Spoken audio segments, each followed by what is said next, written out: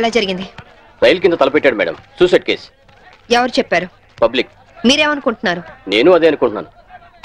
నిన్నటి నుంచి ఈ రూట్ లో రైలు రోకో జరుగుతుంది. రైలు రోకో జరుగుతుండగా ఈ రూట్ లో ట్రైన్లు వస్తాయా? రావు మేడం. ట్రైన్ రానప్పుడు సూసైడ్ చేసుకునే అవకాశం ఉందా? లేదు మేడం. మరి సూసైడ్ అని మీరు ఎలా కన్ఫర్మ్ చేశారు? చేతిలో లాఠీ ఉంటే సరిపోదు, తల్లో బ్రెయిన్ ఉండాలి. ముందు బాడీని పోస్ట్ మార్టానికి పంపించండి. Yes madam.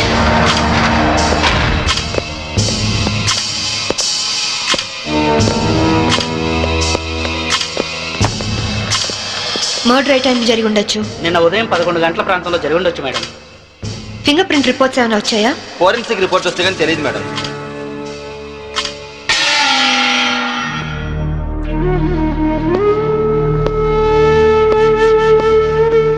నమస్తే అమ్మా,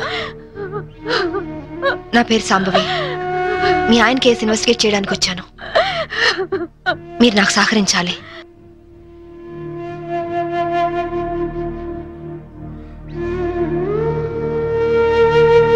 ఆయన నొసటి మధ్య సింధూరం ఉంది.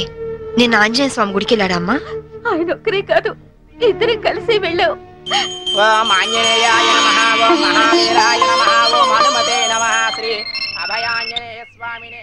Hello, good morning sir. అరగంట తర్వాత వాళ్ళ ఇంట్లో సప్లై ఉండదు సార్. వెంటనే వస్తానని చెప్పి వెళ్ళిన ఆయన ఇలా శాశ్వతంగా వెళ్ళిపోతారని నేను అనుకోలేదు. ఒక్కదాన్ని ఇంటికి వచ్చింది నేను. ఇలా జీవితాంతం ఒంటరిగా ఉండిపోవాల్సి వస్తుందని నేను ఊహించలేదు. బాధపడకండి, కానీ మీ నాతో ఒకసారి గుడికి రావాలి. అక్కడ ఏమైనా ఎవిడెన్స్ దొరుకుతుందేమో చూద్దాం. అలాగే.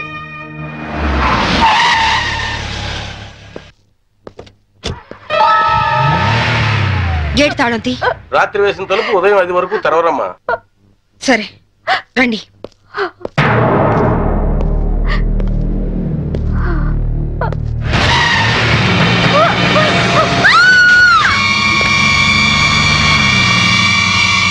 చూడండి చూడండి చూడండి. అమాయకురాలైన ఆవిని చంపడానికి నీకు మనసు ఎలా వచ్చింది? నువ్వు మనిషివా పశువా? నీలాంటి వాడిని కోర్టుకు తీసుకెళ్లి శిక్షించడం కాదు, పబ్లిక్ గా ఉరి తీసి చంపాలి. తీసుకురండి. Yes madam.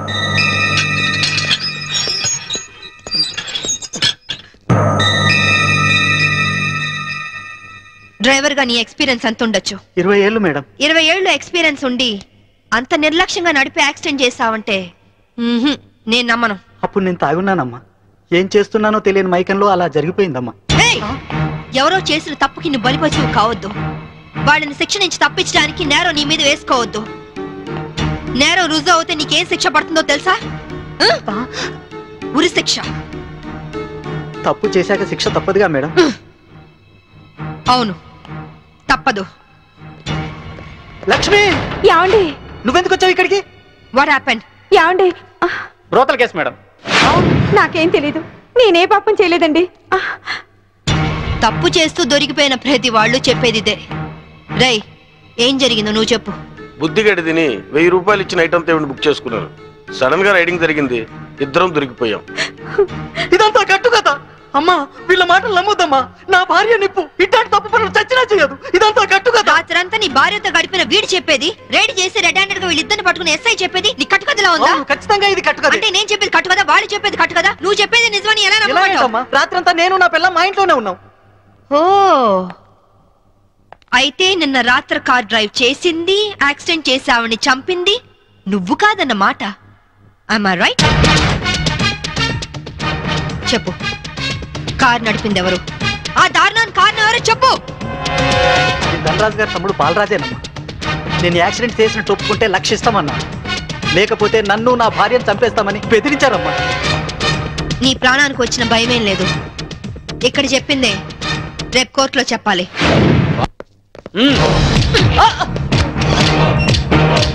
Madam, what is this? ఇది ఆపరేషన్ థియేటర్, లోపల రాకూడదు.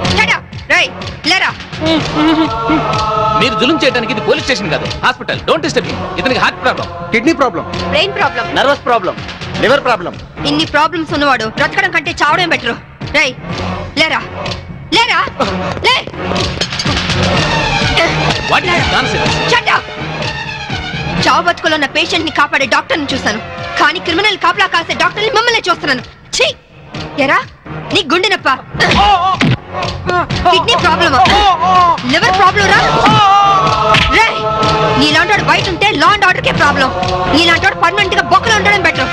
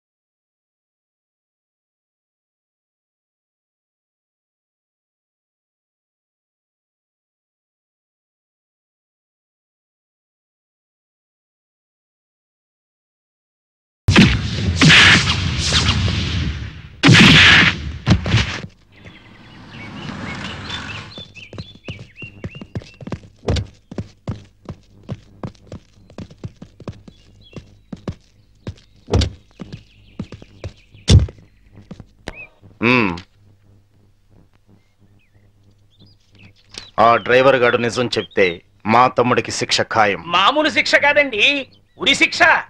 హిందీ మే फांसी का सजा बोलते हैं. అవును, వాడిని స్టేషన్ లోనే లేపేస్తే అదంత ఈజీ కాదు. నైట్ అంతా శాంభవి వాడే కాపలా ఉంటుంది. అయితే ఇప్పుడెలా? రేపొద్దున శాంభవి ఇంటికెళ్ళి కోర్టుకెళ్లే గ్యాప్ లో మీరు పోలీస్ స్టేషన్కి వెళ్ళి వాడిని లేపేయండి. ఉడాదో ఉడాదో.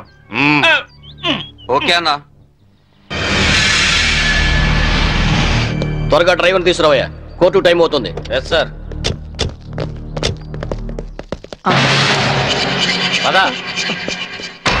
పదమంటుంటే నేను రాను, నేను మాత్రం కోర్టుకు రాను. ఒకవేళ మీరు నన్ను బలవంతంగా తీసుకెళ్ళినా బండి తోలేని ధనరాజు తమ్ముడని చెప్పను, నేను తోలేనని ఒప్పుకుంటాను. నిన్న మేడం అడిగితే సాక్ష్యం చెప్తా అన్నావు. చెబితే వాళ్ళు నన్ను చంపేస్తారు. చెప్పకపోతే నేను చంపుతా. చెప్తావా లేదా? నేను చెప్పను. చెప్తావా లేదా? చెప్తావా లేదా?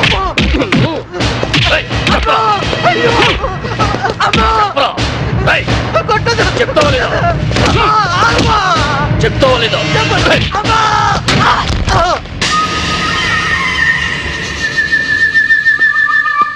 ఎలా ఉన్నాడు? దెబ్బ తగలరాని చోట తగిలినట్టుంది సార్. చనిపోయాడు. చచ్చిపోయాడా? అవును సార్. అన్న, సిఐ డ్రైవర్ గారిని కోర్టులో సాక్ష్యం చెప్పమని కొడితే వాడు చచ్చాడు.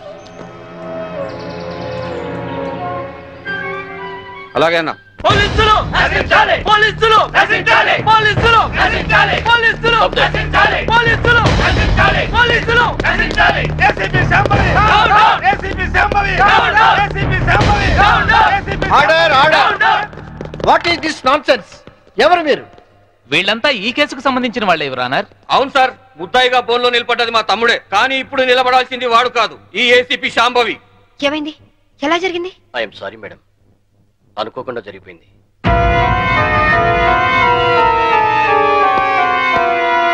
ఏమిటి మీరు అనేది? నిజం సార్, కోర్టుకొచ్చి సాక్ష్యం చెప్పాల్సిన మా వాడిని కాటికెళ్ళేలా చేసింది ఈ ఏసీపీ. మీరేమైనా చెప్పదలుచుకుంటే బోన్లోకి వచ్చి చెప్పండి.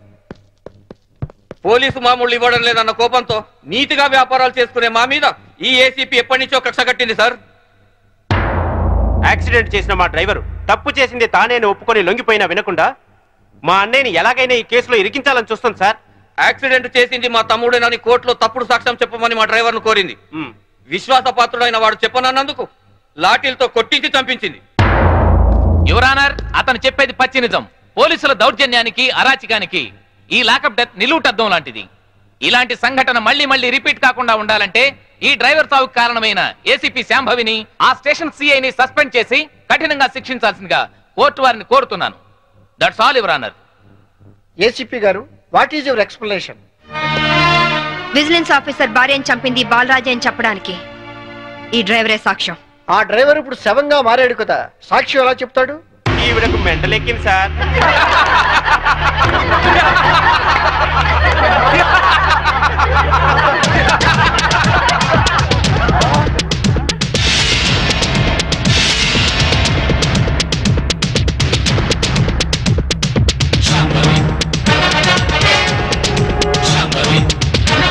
చచ్చాడనుకున్న డ్రైవరు బతికి లేచినందుకు షాక్ అయినట్టున్నారు. మీ మొహాల మీద నీళ్లు కొట్టించాలా లేక మిమ్మల్ని కూడా జైల్లో పెట్టించాలా? మిసెస్ శాంభవి, ఏమిటిదంతా? 1 minute యువర్ ఆనర్. ఇన్స్పెక్టర్, జరిగింది చెప్పండి. Yes madam. యువర్ ఆనర్, డ్రైవర్ను కోర్టుకు తీసుకొస్తుంటే వీళ్ళందరూ అతని చంపాలని కోర్టు బయట కాపు కాశారు. అది పసిగట్టి నేను మేడం గారికి ఫోన్ చేశాను. మేడం గారు ఈ డ్రామా అంతా ఆడమని ప్లాన్ చేశారు యువర్ ఆనర్. లేకపోతే వీళ్ళు నన్ను నిలువునా చంపేసే వాళ్ళయ్యా. ఆఫీసర్ భార్యని యాక్సిడెంట్ చేసి చంపేసింది ఈ బాలరాజే. వీడు చెప్పేది అబద్ధం సార్. యువర్ ఆనర్, నిజాలు తేల్చాల్సింది న్యాయస్థానం. విజిలెన్స్ ఆఫీసర్ భార్య ప్రాణాలు తీసిన ఇతన్ని కఠినంగా శిక్షించవలసిందిగా కోర్టు వారిని కోరుతున్నాను. That's all your honour. Driver Kanakarao సాక్ష్యాన్ని ఆధారంగా చేసుకుని విజిలెన్స్ ఆఫీసర్ భార్యను చంపింది బాలరాజనేని కోర్టు వారు నమ్ముతూ సెక్షన్ 302 ప్రకారం నిందితుడికి యావజ్జీవ కారాగార శిక్ష విధించడమైనది. Hi Kitty, how are you? Fine. Holiday రోజు మీరు ఇంట్లో ఉన్నారండి బాబు గారు. లేకుంటే మీ అక్క లాఠీతో కాలి రగొడుతుంది. ఇప్పుడు అంత అవసరం అంటారా? ఎవరిన వింటే నిజం అనుకుంటారు. అయితే మోడల్ గా సెటిల్ అయిపోయి డాన్స్ వదిలేస్తావా? వదిలేయడమా? డాన్స్ నా ప్రాణం. నీకే కాదు, మా ఆవిడకి ప్రాణమే. పెళ్లికి ముందు చాలా బాగా చేసేది. నిజమా అక్క? వావ్. ఏ డాన్స్ చేసేదానివి? కూచిపూడా? కాదు, భరతనాట్యం.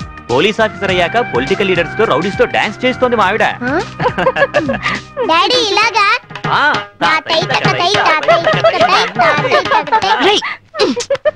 ముందు మీ పని చెప్పాలి. వీడిని మీరే చెడగొడుతున్నారు. చూడు చైతన్య, మన దండరాజు గారు 100 రోడ్డు మీద గాంధీ బొమ్మలు అంటాడు. ఆయన ట్రాన్స్ఫర్కి బాకీ ఉన్నారని, మన ఆఫీసుని మర్డర్ చేశారని కేసు పెట్టారంట. అవును సార్. మంత్రిగా నేను చెప్తున్నాను, ముందు కేసు విత్డ్రా చేసుకో. ఆ తర్వాత పవర్ ప్లాంట్ శాంక్షన్ చేయి. అందరికీ మంచిది, సరేనా? సరే సార్. ఆ విషయం మీ లెటర్ హెడ్ మీద రాసి సంతకం చేసి ఇవ్వండి. దేనికి? పేపర్ లో వేసి మీకు ఓట్లేసిన ప్రజల దగ్గర పర్మిషన్ తీసుకోవడానికి. చూడు ఐఏఎస్, రెచ్చిపోబోక. నీ ఇవ్వ నీకు ఇప్పిస్తాను, తీసుకో. ఐఏఎస్ అంటే ఇండియన్ అడ్మినిస్ట్రేటివ్ సర్వీస్, అంతేకాని ఇండియన్ అవినీతి సర్వీస్ కాదు. నన్ను ఇంగ్లీష్ లో తిడతావా? నీ అంతు చూస్తా. నిన్ను చక్కెరకి మనియాలు పట్టిస్తా. ఇంకొక మాట మాట్లాడమంటే నీ నాలుక కోసేస్తాను. నీలాంటి బ్రోకర్లు మంత్రి పదవుల్లో ఉండబట్టే ఈ రోజు కరెంటు ధరలు విపరీతంగా పెరిగి సామాన్యులు బల్బు వెలిగించుకోవడానికి కూడా భయపడుతున్నారు. రైతులు కరెంటు బిల్లులు కట్టలేక ఆత్మహత్య చేసుకుంటున్నారు. నిజాయితీగా మీ ప్రభుత్వం ఫ్యాక్టరీ యజమానుల దగ్గర కరెంటు బిల్లులు వసూలు చేస్తూ ఎలక్ట్రికల్ పోల్స్ మీద వైర్లు వేసి కరెంటు దోచుకునే వాళ్లను గుండె ధైర్యంతో పట్టుకోగలిగితే ట్రాన్స్కోకు లాభాల మాట అటుచితే నష్టం మట్టుకు ఉండదు. అక్కడేమో స్పాట్ బిల్లింగ్లు అంటూ మనం ప్రజల పుస్తలమ్మించి నిర్దాక్షిణ్యంగా బిల్లులు వసూలు చేస్తున్నాం. ఏంటయ్యా ఎండి మిరపకాయలు తిన్న కాకిలాగా తెగరుస్తున్నావు? నేను అసలే మంత్రిని. నేను తలుచుకుంటే ఈ క్షణంలోనే నిన్ను సస్పెండ్ చేస్తా. నువ్వు నన్ను సస్పెండ్ చేయలేవురా. ఎందుకంటే నా సిన్సియారిటీకి ఎప్పుడో ఒకప్పుడు ఇలాంటి ఎదురు దెబ్బ తగులుతుందని నాకు బాగా తెలుసు. అందుకే ఈ రిజిగ్నేషన్ లెటర్ ఎప్పుడు నాతోనే ఉంటుంది. This is my resignation letter. Good bye. అమ్మో, వీడు రాజీనామా ఆమోదిస్తే నా అవినీతి భాగవతం బయటకు వస్తుంది. వీడు ఇంకో ఐఏఎస్ రాజకీయ నాయకుడు అవుతాడు. ఈ రాజీనామా లెటర్ నేను చింపారిస్తే ఏ గొడవ ఉండదు. ఇప్పుడు రాజీనామా చేయాల్సిన అవసరం వచ్చింది. రాజీ పడి బతకలేక? రాజీ పడమని ఎవరన్నారు? రాజకీయంగా పలుకుబడి ఉన్నవాళ్ళు. ఏమిటండి ఇది? ఎవరో ఏదో అన్నారని ఉద్యోగం వదిలేసుకుంటారా? చాంతాడు తక్కువగా ఉందని బావని పూడ్చుకుంటారా? ఇది నీళ్లున్న బావి కాదు శాంభవి, ఎండమావి. ఈ సిస్టమ్ మొత్తం అవినీతితో పొల్యూట్ అయిపోయింది. అందరితో పాటు నేను పొల్యూట్ కాలేను. పొల్యూట్ అవుతుందని ఎందుకు అనుకుంటున్నారు? ఉద్యోగంలోనే పోరాడొచ్చు కదా. అంత ధైర్యం లేనప్పుడు ఐఏఎస్ ఎందుకు చదివారు? బుద్ధి లేక. అమ్మాయి చెప్పింది కరెక్ట్ నాన్న, ఇది మా భార్యాభర్తల విషయం. మధ్యలోకి రావద్దు అంటావు అంతేనా? రై, ఊరంతా కాదన్నా మీ ఇద్దరి పెళ్లి చేసింది నేను రా. మీరు భార్యాభర్తలు కావడానికి కారణం నేను కావచ్చు, కానీ ఇది మా పాలసీకి సంబంధించిన మ్యాటర్. మీకేం తెలియదు, మీరు వెళ్ళండి.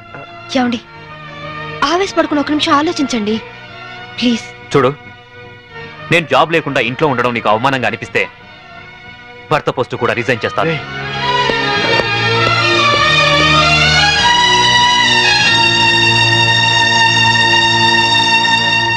లోయర్ కోర్టు తీర్పును మరియు ఈ కేసుకు సంబంధించిన సాక్ష్యాధారాలను పరిశీలించిన మీదట ఈ వ్యక్తే నేరస్తులను రుజువైంది.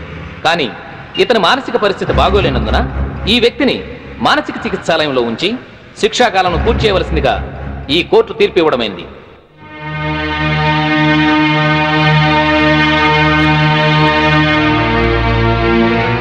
ఆ రోజు నా కొడుకు రిజైన్ చేశాడంటే తప్పు చేశాడేమో అనుకున్నాను. కానీ ఇప్పుడు అనిపిస్తుందమ్మా, వాడు చేసింది కరెక్టేనని. మనకేదన్నా అన్యాయం జరిగితే కోర్టుకి వెళ్తాం, కానీ కోర్టులే అన్యాయం చేస్తే ఎక్కడికి వెళ్తాం? అందుకే నువ్వు రిజైన్ చేసి నాకు వచ్చే పెన్షన్తో ఏ టెన్షన్ లేకుండా అందరం హాయిగా బతికచ్చు.